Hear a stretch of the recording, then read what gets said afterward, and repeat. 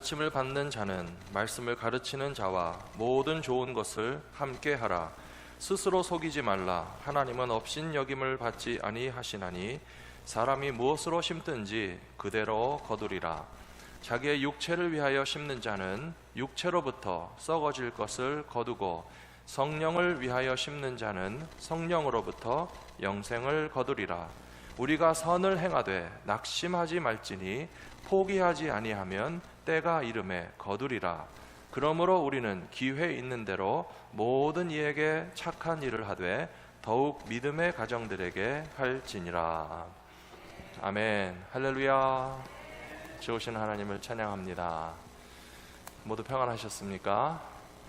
비도 오고 기온도 낮아진 그런 날씨지만 예배하는 자리에 열심으로 달려나오신 성도님들을 주님께서 기쁘게 맞이해 주시고 이 시간에 더 큰 은혜를 주실 줄로 믿습니다. 5월은 가정의 달이라고 하는데 우리의 가정이 어떻게 하면 하나님께서 주시는 행복을 맛보는 가정이 될 수 있을까? 하나님께 감사하는 일들이 더 많아지는 가정이 될 수 있을까 생각하면서 오늘 믿음의 가정을 이루어가는 법이라고 하는 제목으로 하나님의 말씀을 함께 나누고 또 그것을 실천하기로 결단하시는 시간이 되시기를 부탁합니다. 한국의 어떤 가정에서 있었던 이야기입니다. 늙으신 아버지께서 중년의 아들에게 아들아, 아버지가 쓸 데가 있어서 그러는데 3만 원만 줄 수 있겠냐? 그랬더니 그 아들이 아버지 돈 없어요 아시잖아요. 그러면서 매몰차게 거절을 하고 돌아섰습니다.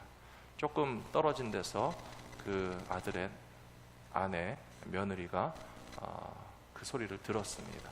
그래서 아들이 먼저 나간 다음에 며느리가 지갑에서 5만 원을 꺼내가지고 시아버지 손에 쥐어드리면서 많지 않지만 아버님 필요하신데 쓰세요 라고 그렇게 드렸다는 겁니다. 자식을 키우는 부모님들은 아시겠지만 자식에게 돈 달라 하기가 쉬우십니까? 어려우십니까? 자식에게 돈 달라는 소리 하기 힘들죠.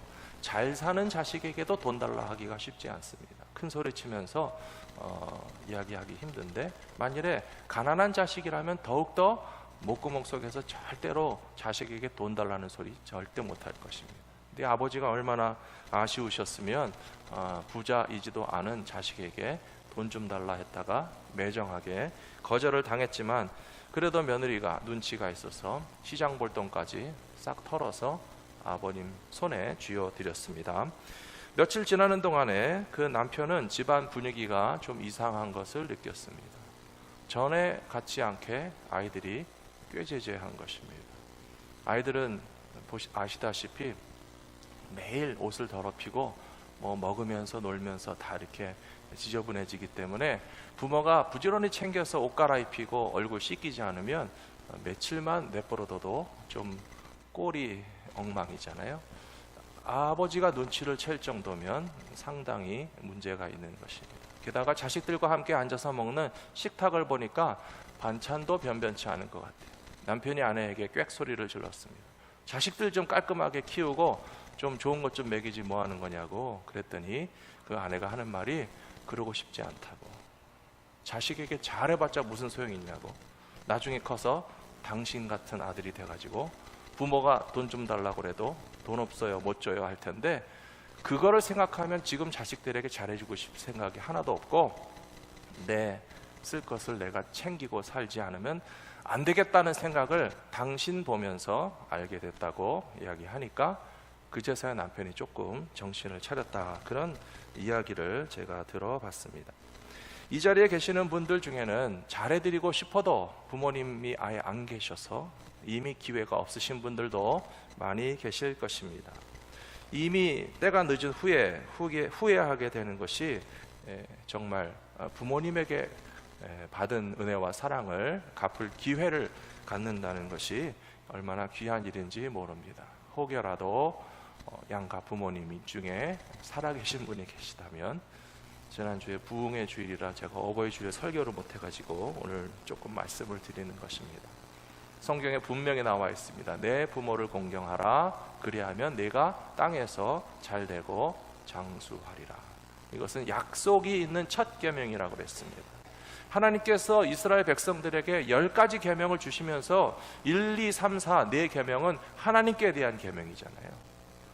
그러나 이 5번째부터는 사람에게 대한 계명인데, 사람에게 주신 6가지 계명 중에서 첫 번째 계명이고 부모를 공경하는 것이고, 다른 모든 계명은 지킨다고 해서 뭐 하나님께서 더 보너스를 주시는 거 아무것도 없어요. 당연히 해야 되는 거예요. 하지만 부모를 공경하면 땅에서 잘 되고 장수하게 되는 복을 덤으로 주신다고 하나님 약속해 주셨잖아요.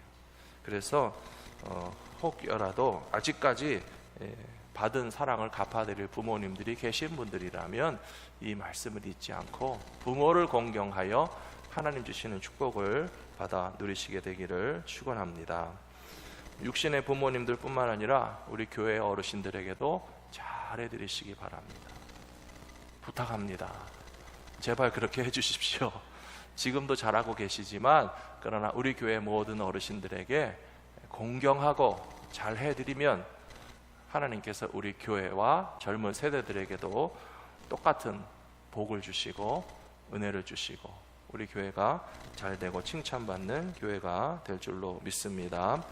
믿음의 가정을 이루어가는 법을 생각하면서 우리는 아브라함의 가정을 생각하지 않을 수가 없습니다. 아브라함은 믿음의 조상입니다. 하나님께서 아브라함을 75세에 부르셨습니다. 아브라함의 가정을 한번 생각해 보세요. 그의 결혼 생활은 어땠을까? 그의 패밀리는 어땠을까? 창세기에 보시면 참 놀랍게도 결혼과 가정에 관한 말씀이 굉장히 가득합니다. 그리고 성경에 나오는 결혼과 가정이라고 하는 것은 완벽하지도 않고 이상적이지도 않지만 그러나 문제 많고 실수 많고 고통 많은 우리와 닮아 있는 그런, 영어로 좀 표현하면요, 굉장히 브로큰 패밀리가 많아요. 창세기에 나오는 믿음의 가정들도 다 그렇습니다. 하지만 그런 어려움과 문제와 아픔을 똑같이 겪은 가정들이라 할지라도 어떻게 믿음으로써 그것을 이겨냈는가를 교훈해 주는 말씀들이 많이 있습니다. 아브라함의 가정을 생각하시면 75세에 하나님의 부르심을 받았습니다. 갈 바를 알지 못하고 나아갔습니다. 본토와 친척과 아비 집을 떠나서 내가 너에게 지시할 땅으로 가라, 가나안 땅을 너에게 주겠다라고 말씀하셨어요. 약속은 멋있습니다. 그 땅을 너와 내 자손에게 주시겠다고 했어요. 꿈은 큽니다. 그러나 현실은 어떤가 하면요, 땅을 주시겠다고 했는데 아브라함은 평생에 땅을 가져본 적이 없어요. 자식과 후손들을 하늘의 별같이 바다의 모래같이 많게 하시겠다고 했는데 자식이 아직 한 명도 없습니다. 우리의 현실도 마찬가지. 행복하게 원하는데 행복할 수 있는 현실이 아닌 것처럼 보여요. 감사하고 싶어요. 그러나 감사할 것이 없는 것 같아 보입니다. 믿음이라고 하는 것은 무엇인가 하면 히브리서 11장 1절에 분명히 나와 있죠.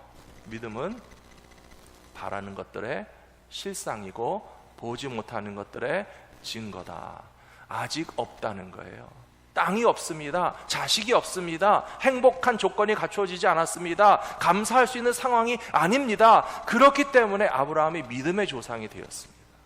감사할 수 없는 상황 가운데서 감사가 있었고, 하나님의 약속을 아직 받지 못했어도 믿음으로 바라보면서 하나님의 약속은 나와 내 가족과 내 후손들 가운데 반드시 이루어질 것이다 라고 하는 사실을 믿었기 때문에 그 믿음으로 말미암아 바라는 것들의 실상을 볼 수 있었고, 하나님의 약속을 미리 땡겨서 내 것으로 받을 수 있었던 아브라함의 믿음을 가지고 살아가시는 저와 여러분들이 되시기를 부탁합니다.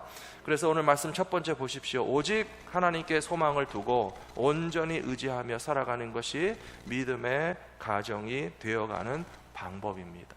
어떻게 하면 우리 가정이 믿음의 가정이 될 수 있을까 생각하실 때에, 집 산 다음에 믿음의 가정이 되지, 부자 된 다음에 믿음의 가정이 되지, 시민권 딴 다음에 믿음의 가정이 되지, 왜 그 후에 하시려고 그럽니까? 아직 아무것도 없어도, 땅이 없어도, 자식이 없어도, 하나님의 약속을 받지 못했어도 지금부터 하나님께 소망을 두고 믿음으로 전진하는 가정은 이미 벌써 하나님께서 축복하기 원하시는 믿음의 가정이 되어진 줄로 믿습니다. 믿음의 가정에는 삶의 원칙이 있어야 됩니다. 여러분들 가정에 삶의 원칙이 있으십니까? 원칙이 없으면요, 자식들이 헷갈립니다. 부모를 존경하지 않습니다. 조금 똑똑한 아이들은 부모를 가지고 놉니다. 엄마 아빠도 왔다 갔다 했잖아요. 우리도 왔다 갔다 할래요. 내 마음대로 합시다. 믿음의 가정에는 원칙이 있어야 됩니다. 방향이 있어야 됩니다. 엄마 아빠, 우리 가정은 도대체 어디로 가는 거야? 나도 모르겠는데. 그러면 자식들이 당연히 방황하지요. 삶의 원칙이 있고 기준이 있고 방향이 있어서 아직까지 바라는 것들을 실상으로 다 얻지 못했지만 우리는 하나님 섬기는 가정이다. 하나님의 약속을 믿고 살아가는 가정이다. 가나안 땅이 우리 땅이고 우리 자손들에게 하나님 주시겠다고 약속하셨다 라고 하는 믿음으로 행하게 된다면 우리 자녀들도 부모님의 뜻을 본받아서 하나님을 기쁘시게 하는 믿음의 길로 안심하고 나가게 될 줄로 믿습니다. 자식들을 불안하게 만들지 마세요. 원칙이 없으면 흔들리고요, 방향이 없으면 불안합니다. 지금 우리는 어디로 가는 거야? 분명히 이야기해 주실 수 있어야 됩니다. 물론 아브라함의 가정도 고민도 있고 실패도 있었습니다. 기도하지 않고 행한 일도 있었습니다. 하나님의 뜻과 반대로 행한 일도 있었습니다. 대표적인 실수 두 가지가 있다고 생각합니다. 하나는 기근이 왔다고 해서 하나님이 주실 약속의 땅 가나안에 머물지 못하고 애굽으로 너무 빨리 가버린 것. 그것은 기도하지 않고 행한 일이고 믿음으로 행하지 못한 일이었습니다. 또 아들을 주시겠다고 했는데 좀 더 참고 기다렸으면 좋았을 것을 여종을 통해서 자손을 보아도 하나님의 뜻이 아닐까. 하나님의 뜻을 내 마음대로 조작하실 필요가 없어요. 하나님은 하나님의 방법대로 이루실 것이니 하나님의 때가 이를 때까지 믿음으로 기다리면 하나님이 이루시는 것이 최상의 결과가 될 줄로 믿습니다. 애굽에 내려가서 아브라함의 가정은 파괴될 위기를 겪었습니다. 바로 왕이 사라를 데려오라고 그러잖아요. 남편과 아내가 가정의 핵심인데 남편과 아내 가운데서 아내를 뺏기고 나면 그 가정은 파괴되는 것입니다. 많은 사람들이 착각하기를 나는 내 가정을 지킬 만한 힘은 있다 라고 생각하시죠? 누구도 큰 소리 칠 수 없습니다. 나는 내 가정을 지킬 수 있다고 누가 자랑할 수 있겠습니까? 우리 가정은 어떤 어려움이 와도 나는 내 가정을 지킬 힘이 있어 라고 자만할 이유가 없습니다. 이민 가정들의 어려움이 많이 있습니다. 한국에서도 경제 위기가 닥쳤을 때 얼마나 많은 아버지들이 직장을 잃고 사업에 실패하고 고개를 숙이고 어깨가 처졌는데 그런 남편들을 믿어주고 격려하고 함께하는 아내들도 있지만 실패하고 좌절한 남편들을 떠나가는 아내들도 많이 있습니다. 아브라함과 사라의 가정이 파괴될 뻔한 것을 아브라함이 지켜낸 것도 아니고 사라가 지켜낸 것도 아니고 하나님께서 강권적으로 간섭하셨기 때문에 애굽 땅에 갔어도 전화위복이 되어서 그 가정이 보호받고 가나안 땅으로 돌아올 수 있었던 것을 생각한다면 우리의 가정을 지킬 힘도 나에게 있는 것이 아니고 하나님이 지켜주셔야만 한다는 사실을 확실히 믿으셔야 할 줄로 믿습니다. 우리의 가정도 아브라함의 가정과 같이 연약한데 그러면 아브라함은 어떻게 믿음의 가정을 이룰 수 있었을까요? 오늘 한 가지만 말씀드리자면 반드시 예배하는 가정 되시기를 부탁합니다. 사랑하는 성도 여러분, 여러분들의 가정은 예배하는 가정이십니까? 가정에서도 예배하셔야 되고요, 교회 함께 나와서 예배하셔야 되고요, 우리 가족이 다 같이 예수 믿고 교회 나와서 예배드리기를 소원해야 할 이유가 있다면 우리 가정을 지킬 비결이 바로 거기에 있기 때문에 그렇습니다. 아브라함의 인생의 여정을 되짚어보면 종종 나오는 표현이 무엇인가 하면 아브라함의 가정이 어디에 가서 제단을 쌓고 여호와의 이름을 불렀더라 하는 표현이 자주 나옵니다. 이사 갈 때마다 제단을 쌓고 여호와의 이름을 불렀습니다. 예배했다는 뜻입니다. 평생 이사를 안 가면 예배를 한 번도 안 드리겠네요. 그런 게 아니고요, 항상 예배 드리는데 굳이 장소를 이동할 때마다 새로운 장소에서 새로운 제단을 쌓고 여호와의 이름을 부르면서 우리는 하나님께 예배하는 가정이다라고 하는 사실을 공식적으로 선포하는 것입니다. 신앙생활을 몰래 하지 않았습니다. 숨기고 하지 않았습니다. 가나안 사람들에게 다 소문났습니다. 저 아브라함 어디서 이민 왔는지 모르겠는데 하나님 믿는 가정이야. 가나안 땅에 다 소문이 나서 아브라함은 하나님을 섬기는 가정이라고 하는 것을 소돔 사람들도 다 알았습니다. 사랑하는 성도 여러분, 너무 신앙생활을 몰래 하지 마시기 바랍니다. 숨겨야 할 이유가 어디 있습니까? 드러내놓고 우리 가정은 예수 믿는 가정이다, 예배드리는 가정이다, 신앙생활하는 가정이다 라고 하는 사실을 분명하게 선포하면서 우리 가정의 가치관, 원칙, 방향성이 하나님에게서부터 온다라고 하는 것을 부모가 선포하고 자녀들이 깨닫고 본받으면 그 가정은 믿음의 가정으로 변화되게 될 줄로 믿습니다. 오늘 갈라디아서 6장 7절 말씀 보십시오. 스스로 속이지 말라. 하나님은 업신여김을 받지 아니하시나니 사람이 무엇으로 심든지 그대로 거두리라 라고 얘기하고 있습니다. 무슨 말씀이라고 생각하십니까? 스스로도 속이지 말고 하나님을 속이려고도 하지 말라는 것입니다. 학생이 공부 안 하고 좋은 성적이 나올 줄로 아는 것은 뭐죠? 스스로 속이는 거예요. 공부도 안 하고 시험에 만점 맞고 합격할 거라고 생각하면 스스로 속이는 것이고, 그러면서 기도하고 있으면 하나님을 업신여기는 거예요. 하나님 뭐라고 얘기하시겠습니까? 공부나 열심히 하고 기도해라 그런 거예요. 뿌린 대로 거둔다고 그랬습니다. 공부는 내가 해야 될 것이고 공부한 것에 조금이라도 실수가 없이 합격할 수 있도록 하나님께 도와달라고 그 다음에 기도해야 옳은 것이지, 나는 다 망쳐놓고 자기 스스로를 속이고 하나님께 무엇을 바랄 수 있겠습니까? 사업하시는 분들은 힘써서 성실하게 사업하시면서 하나님께 도와달라고 기도해야 됩니다. 그렇지 않으면 자기 스스로를 속이는 것이고 하나님을 업신여기는 것입니다. 하나님은 불의한 자를 돕지 않으십니다. 자기의 마땅히 해야 될 바를 소홀히 하는 사람에게 공짜로 복을 주시는 하나님이 아니십니다. 자기가 자기 몸 관리하지 못하면서 나는 평생 건강할 것이라고 착각하는 것은 스스로 속이는 것이고, 하나님이 주신 육체를 망가뜨린 내가 하나님께 무슨 기도를 감히 할 수 있겠습니까? 사람이 무엇으로 심든지 그대로 거두는 것입니다. 저는 지금 신앙생활에 대해서 말씀드리는 것입니다. 기도의 삶이 없고 찬송과 감사가 메말라 있으며 하나님의 말씀 앞에서 겸손히 은혜 받을 줄 모르는 것이 누구의 탓입니까? 식구를 탓하시겠습니까? 친구를 원망하시겠습니까? 우리 목사님 설교 재미없어, 목사님을 원망하겠습니까? 은혜 받는 것은 내 할 탓입니다. 우리가 신앙적으로 심어야 스스로 속이지 않을 수 있습니다. 누가 내게 은혜를 억지로 집어넣어 줄 거라고 생각하지 마시고, 그것은 스스로 속이는 것이고 하나님을 만홀히 여기는 것입니다. 하나님 내게 은혜 받게 하시려면 해보세요, 그러는 거예요? 아니죠.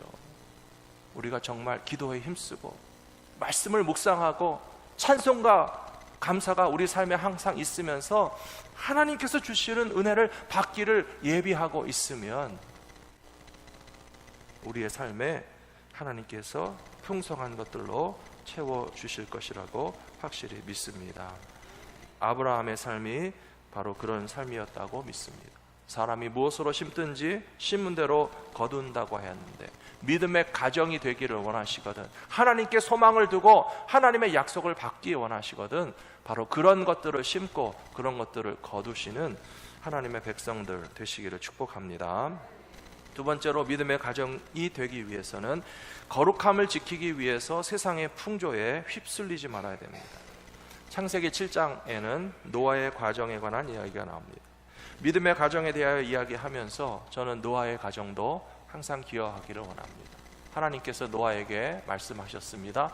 너와 내 집은, 온 식구 가정이 다 100% 방주로 들어가라. 이 세대 앞에서 내가 내 앞에 의로움을 내가 보았습니다. 하나님 보시기에 거룩한 백성이 되고 거룩한 가정이 되면 그 가정 전체를 하나님께서 지켜주시는 것이라고 노아를 통해서 말씀해 주시고 있습니다. 노아 시대에 홍수로 심판받을 수밖에 없는 시대에 악함이 있었습니다. 하나님께서 후회하셨다라는 말까지 나옵니다. 많은 사람들이 충격을 받습니다. 도대체 하나님이 왜 후회를 하실까? 하나님은 완전하신 하나님이신데 그렇게 될 것을 모르고 인간을 창조하셨는가? 하나님에게 책임을 떠넘기려고 합니다. 세상이 악한 것이 하나님 책임입니까? 아니죠. 하나님은 선하고 의로우신 뜻으로서 창조하셨습니다. 복 주시고 사랑하시려고 인간들을 창조하셨습니다. 그러나 인간들이 부패하고 타락했기 때문에 노아 시대에 불의함은 크게 세 가지가 있습니다. 첫 번째는 결혼제도가 타락했고요, 두 번째는 폭력의 시대로서 강자가 약자를 억압하는 것이 만연한 시대였고요, 세 번째는 그 시대의 모든 사람들의 생각이 악할 뿐이다 그랬습니다. 저는 우리가 살고 있는 시대가 하나도 다르지 않다고 생각합니다. 하나님이 다시는 홍수로 심판하지 않으시기로 약속하셨기 때문에 다행이지, 지금 우리가 살아가고 있는 시대도 노아 시대만큼이나 결혼제도가 부패하고 타락했고요, 강자는 약자를 억압하고 있고요, 사람들의 모든 생각이 상상을 초월할 정도로 악하다라고 하는 것은 뉴스와 신문을 보시면 사건 사고를 통해서 어떻게 인간이 이렇게 악할 수가 있을까? 제가 드리고 싶은 말씀이 많지만 못하겠어요. 너무 끔찍합니다. 사람의 생각이 너무 악합니다. 하나님의 질서를 무시합니다. 하나님의 말씀을 따르지 않습니다. 하나님의 뜻과 정반대의 일을 거리낌 없이 당당하게 하는 것이 바로 세상의 풍조이고 거룩하지 못한 것입니다. 그런데 이런 세대 가운데서 노아의 가정은 모든 면에서 거룩함을 지켰다는 것이 얼마나 복된 일인지 모릅니다. 노아의 자녀들의 결혼이 믿음의 결혼이었습니다. 하나님의 아들들이 사람의 딸들의 외모의 아름다움 보고 제 멋대로 결혼했다고 그러잖아요. 요즘 사람들이 생각하면 그게 뭐가 잘못입니까? 연애하고 결혼하고 자기가 좋으면 결혼하는 것이지, 누구와도 내가 좋아하는 사람과 결혼하는 것에 대해서 왜 그것을 부패하고 타락했습니까? 라고 반문할지 모르겠습니다. 남편과 아내의 결합이 육신의 만족만을 추구하는 결혼이라면 그 결합이 얼마나 유지될 거라고 생각하십니까? 한번 속으로 생각해 보세요. 5년 갈까요? 10년 갈까요? 젊은 사람들이 현실을 보시면 깜짝 놀라실 거예요. 신혼 초에도 1년, 2년도 못 가서 좋아서 같이 결혼해서 안 살면 죽겠다고 결혼해놓고 1, 2년도 못 가서 깨지는 것을 보면 육체적인 결합과 겉에 나타난 육신적인 조건으로만 만나서 한 결혼은 결코 오래가지 못하는 것을 세상에 우리에게 보여주고 있습니다.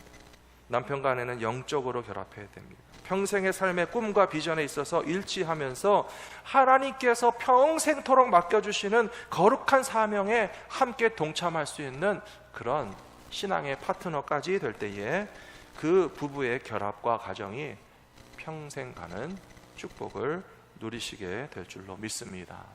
그런 의미에서 노아보다 더 훌륭한 사람은 노아의 부인입니다. 여러분들 같으면 남편이 산 위에서 방주를 짓고 있는데 내버려 두시겠어요? 생각해 보세요. 당신 미쳤어? 왜 산 위에 배를 만들고 있어? 그 부인이 바가지를 긁지 않았어요. 하지 말라고 말리지도 않았어요. 우리 남편이 제정신이 아니구나라고 하면서 비난하고 조롱하는 대열에 끼어든 것이 아니라 노아 부인께서 함께 방주를 만들었습니다. 부부는 할 수 없이 끌려간다고 생각해 볼 수 있겠지만 아들들도 훌륭합니다. 우리 아버지가 좀 이상해. 왜 산 위에다가 방주를 만들지? 요즘으로 말하면 우리 아버지가 좀 이상해. 왜 이렇게 교회만 열심히 하지? 하나님만 이렇게 사랑하지? 왜 이렇게 교회 봉사만 열심히 하시지? 시간과 물질과 삶을 왜 하나님께 바치지? 이해가 안 돼. 이 세상에 즐겁고 재밌는 일이 얼마나 많은데 좀 나가서 인조일을 하실 줄 모르는 우리 아버지는 참 재미없는 아버지야. 무시하지 않았어. 아들들 셋이 다 함께 노아와 함께 산 위에 올라가서 방주를 만들었습니다. 가장 칭찬받아야 할 분들은요, 그 아들들의 며느리들인 것 같아요. 시아버지를 무시하지 않고 시아버지 노아의 믿음을 존중하고 존경하고 하나님의 뜻을 따르는 것이 마땅하다 마음으로부터 동의하니까 같이 할 수 있었던 것입니다. 사랑하는 성도 여러분, 이런 가정 되기를 원하지 않으십니까? 원하지 않으십니까? 원하시죠? 제가 질문을 잘못했군요. 원하십니까? 예, 아멘을 할 수 있도록 질문해야 되는데 아멘을 못하게 질문을 하니까 대답을 못 하시는 거예요. 사랑하는 성도 여러분, 아내가 남편과 동의하고 산 위에 방주를 만들자, 하나님의 뜻을 따르자, 이 죄악이 관영한 세대 가운데 거룩한 부부와 거룩한 결혼과 거룩한 부모로서 구별된 삶을 살기로 결단하시는 것이 행복입니다. 우리 자녀들이 부모와 아무 상관없이 부모의 뜻을 따르지 않고 제 갈 길로 가는 것이 아니고 부모님의 신앙을 함께 이어받아서 아버지와 함께 산 위에다가 방주를 만들자, 그 며느리들까지도 함께 동참하는 일을 하게 될 때에 하나님께 칭찬받는 믿음의 가정을 반드시 이루시게 될 것이라고 믿습니다. 갈라디아서 6장 8절 말씀 같이 읽어보겠습니다. 자기의 육체를 위하여 심는 자는 육체로부터 썩어질 것을 거두고 성령을 위하여 심는 자는 성령으로부터 영생을 거두리라. 아멘. 사랑하는 성도 여러분, 우리들 자신부터가 노아 같은 믿음의 사람이 되어야 합니다. 우리들 자신부터가. 세상 사람들이 비난하고 조롱해도 뭔 정성을 그렇게 다 교회에다 갖다 바치냐? 쓸데없이. 똑같은 거예요. 뭐 쓸데없이 산 위에 방주를 만드냐? 인생을 즐겨야지. 힘이 있다면 힘을 즐기고, 애인이 있다면, 여자가 있다면, 쾌락이 있다면, 좋아하는 상대가 있다면 결혼도 인조이의 대상이 되고 파워도 즐기는 것이 되고 강자의 편에 서서 세상에 즐길 것이 많은데 뭐 혼자 잘났다고 그렇게 거룩하게 살라고 하냐 라고 교회와 크리스찬들에 대해서 이 시대에 비난하고 조롱합니다. 그런데 육체를 위하여 심는 자는 육체로부터 썩어질 것을 거둔다고 그랬습니다. 우리는 그것을 알기 때문에 성령을 위하여 심는 자가 되어서 성령으로부터 영생을 거둘 수 있는 믿음의 길을 우리의 삶의 원칙과 방향으로 삼고 살아가시는 저와 여러분들이 되시기를 부탁합니다. 세 번째로, 믿음의 가정을 이루시기 위해서는 믿음의 가정을 도와주셔야 됩니다. 우리의 가정만 믿음의 가정이 되기 위해서 그냥 우리만 힘쓰고 있으면 다 될 거라고 생각하지 마세요. 서로 도와주셔야 돼요. 다른 믿음의 가정들을 도와주셔야 돼요. 다른 믿음의 가정들을 축복하셔야 됩니다. 다른 믿음의 가정들이 위기를 당했을 때 그 위기를 극복할 수 있도록 서로 붙잡아주고 세워주는 그런 사명을 감당하셔야 되는데, 그것이 바로 교회의 모습입니다. 다른 믿음의 가정을 도와주고 축복하며 함께하는 교회 공동체에 협력하는 것이 우리의 가정도 믿음의 가정으로 세워져 가는 길이 되는 것입니다. 오늘 갈라디아서 6장 10절 말씀에 이렇게 되어 있습니다. 우리는 기회 있는 대로 모든 이에게 착한 일을 하되 더욱 믿음의 가정들에게 할지니라. 모든 사람에게 착한 일을 하면 좋겠죠. 말씀 보여주시죠. 모든 사람들에게 착한 일을 하면 좋겠죠. 그러나 믿음의 가정들에게는 더욱더 착한 일을 많이 해주시면 다른 가정들만 믿음의 가정이 되는 게 아니라 우리의 가정도 함께 아름다운 믿음의 가정이 될 수 있습니다. 사도행전 교회가 칭찬받는 교회였습니다. 예루살렘 교회가 한 착한 일들은 교회를 통해서 교회 안에 가난하고 병들고 고통받는 성도들의 아픔을 동참하고 위로하는 일을 구체적으로 실제적으로 실천했기 때문에 사도행전 교회, 예루살렘 교회를 간 이유는 저는 두 가지라고 생각합니다. 우리도 마찬가지입니다. 우리는 교회 왜 갑니까? 예수 믿기 때문에 가시죠. 우리가 예수 안 믿었으면 교회 갈 필요가 없을 거예요. 그런데 교회 가는 이유는요, 그것만이 다는 아닌 것 같아요. 가장 중요하고 그래서 반드시 가야 되지만, 예수 믿기 때문에 교회 가는데 요즘에 많은 사람들이 예수 믿어도 교회 안 갑니다. 안 나가 교인이 있다고 그러잖아요. 좋은 말로 가나안이지 솔직히 말해서 안 나가요. 나는 예수는 믿는다, 천국 가고 싶다, 하나님의 자녀 됐다. 그러나 교회는 가기 싫다. 안 나가 교인이 너무 많아요. 왜 안 나갈까요? 교회 나가는데 기쁨이 없어요. 교회 나가는데 반갑지가 않아요. 교회 나가는데 즐거움이 없고 사랑이 안 느껴지고, 내가 예수는 믿지만 교회라고 하는 공동체를 가야 할 필요를 못 느낀다. 그래서 안 나간다는데 우리가 어떻게 하겠어요? 예루살렘 교회는 안 그랬어요. 예수도 믿기 때문에 가지만 사랑이 넘쳐서 사람 때문에라도 가고 싶은 교회가 예루살렘 교회였습니다.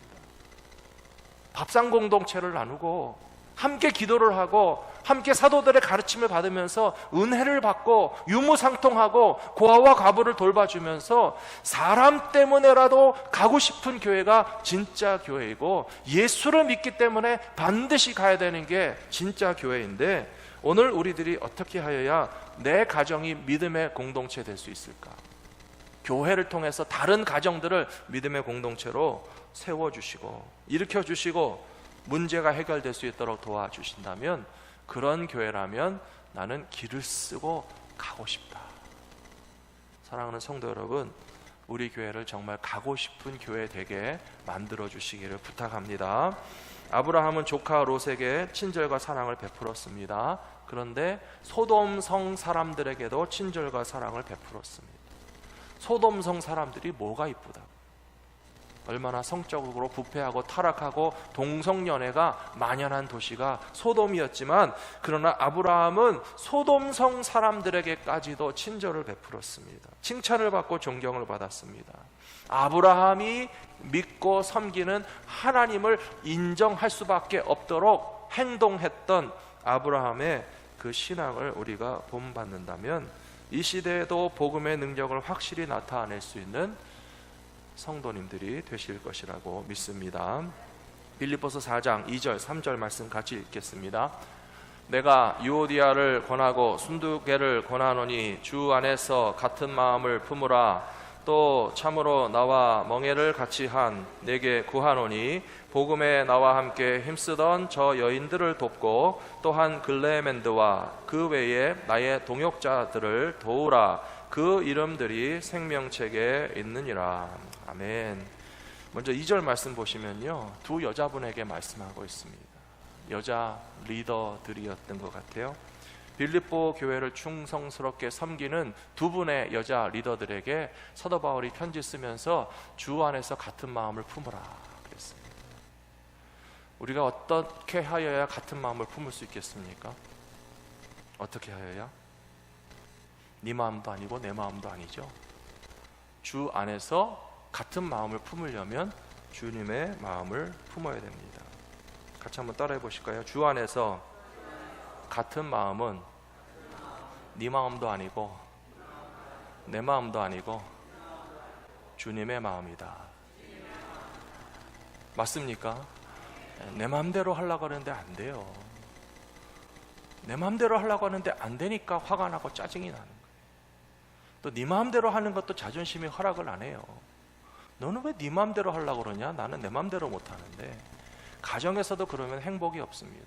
남편도 내 마음대로 못하고 아내도 내 마음대로 못합니다. 사랑하는 성도 여러분, 남편과 아내가 네 마음도 내 마음도 아니고 누구의 마음이요? 주님의 마음을 품으면 한 마음이 될 줄로 믿습니다. 교회도 마찬가지입니다. 네 마음도 아니고요, 내 마음도 아니에요. 목사님도 마음대로 해서는 안 돼요. 사랑하는 성도 여러분, 제가 제 마음대로 못하도록 잘 지켜주시기 바랍니다. 우리 교회를 제가 제 마음대로 한다면 잘 될 것 같으십니까? 아니에요. 주님의 마음대로 해야 돼요. 우리 교회 가운데 혹시 내 마음대로 하고 싶으신 분들이 좀 있으십니까? 제가 보기에는 거의 없으셔서 참 다행이에요. 그런데 누구라도 내 마음대로 할 생각하지 맙시다. 주님의 마음대로 하셔야 됩니다. 주님이 원하시는 마음으로 하나 되는 것 외에는 네 마음도 안 되고 내 마음도 안 됩니다. 주님의 마음으로 하나가 되는데, 주님의 마음으로 하나가 될 때에 진정한 성도의 사랑을 우리가 맛보게 될 줄로 믿습니다.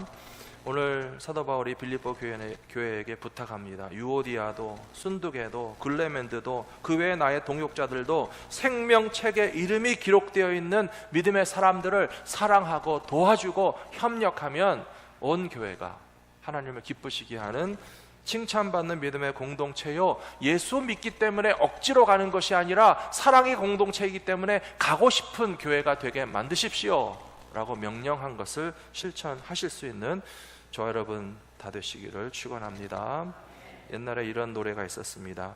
내 새 계명을 너희에게 주노니 서로 사랑하라. 내가 너희를 사랑한 것 같이 사랑하라. 이로써 모든 사람 내 제자인 줄 알리라. 너희가 서로 사랑하면 너희 이로써 모든 사람 내 제자인 줄 알리라. 너희가 서로 사랑하면.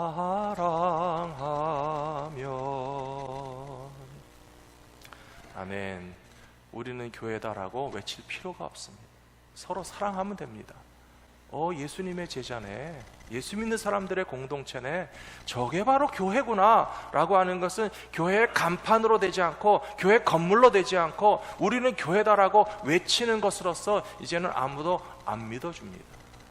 그런데 서로 사랑하면 세상이 보고 나의 제자인 줄을 인정할 수밖에 없을 것이다 라고 말씀하신 주님의 말씀이 우리 가운데 이루어질 수 있도록 서로 사랑하는 교회의 참 모습을 지켜내실 수 있는 저와 여러분들이 되시기를 부탁합니다. 기도하겠습니다. 자비로우신 아버지 하나님, 믿음의 가정을 이루기를 원합니다. 아직도 갈 길이 먼 것을 우리는 알고 있습니다. 아브라함같이 약속을 받았으나 땅도 없고 자식도 없고 언제 하나님의 약속이 이루어지실지 우리는 알지 못하지만 원망하거나 불평하거나 내 뜻대로 행하거나 사람의 생각들로 기도하지 않고 말씀 따르지 않고 하나님의 원칙과 질서와는 정반대의 길로 가는 어리석음이 없게 하여 주시옵소서. 상황과 조건 속에서도 거룩함을 지키게 하여 주시고 새 속에 물들지 않게 하여 주시고 신령한 것을 뿌리고 심어서 신령한 것을 거둘 수 있는 거룩한 믿음의 가정들이 다 되게 하여 주시옵소서.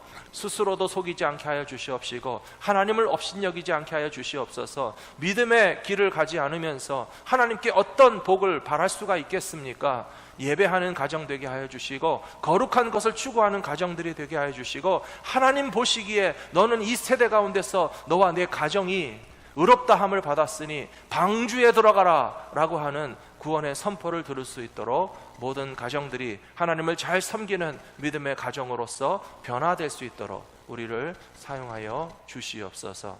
특별히 교회가 하나님 앞에 칭찬받는 교회요, 모든 믿는 사람들이 너무나 가고 싶은 교회 되기를 원합니다. 우리 가운데 사랑이 없어서 성도들이 상처를 받거나 실망하거나 예수는 믿지만 그러나 어떤 교회를 가야 될지 무섭다 하는 생각을 하는 이 시대에 세상 사람들이 보기에도 예수님의 제자답다라고 칭찬받는 교회가 될 수 있도록 주 안에서 서로 진실하고 뜨겁게 사랑할 수 있는 우리 갈보리 믿음교회가 될 수 있도록 주여 인도하여 주시옵소서. 우리 주 예수 그리스도 이름으로 간절히 기도 올리옵나이다.